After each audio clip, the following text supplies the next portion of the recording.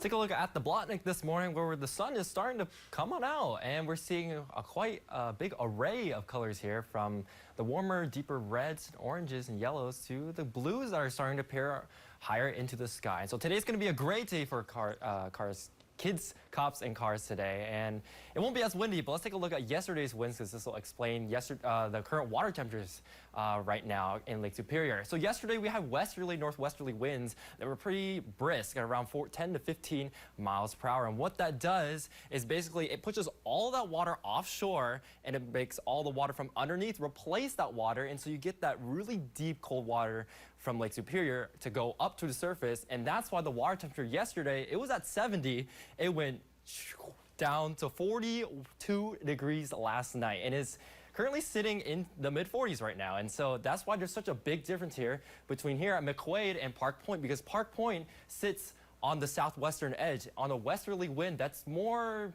across the shore versus offshore, and so that's allowed for the water temperatures to stay relatively warm there. But along the North Shore, it's really cold with water temperatures into the 40s. And so temperatures across the rest of the area, well, not as cold. They're mostly into the 50s so far, and we're seeing a 60-degree mark here in Duluth, but very comfortable otherwise across the area. Sally and Ryder isn't showing much. Again, just a few clouds up towards Grand Marais, but generally clear skies, and we'll continue to see that through the rest of the day. So high temperatures will generally be in the low to mid 70s, maybe a couple 60s up here. Might see a stray shower, but I really don't think so. High pressure is pretty much in total control here across the area. Wisconsin, you will see similar conditions. Across the south, we could be into the upper 70s, and tonight we do see a chance for some showers across the area, most notably across north central Minnesota, where we could see more showers out towards the west where they come in from, but we will see light northwesterly winds. So let's time out here everything starting from this afternoon and to the rain chances that we'll see heading into this weekend. So today's going to be mostly dry with just a couple clouds that may form during the afternoon hours, and then they should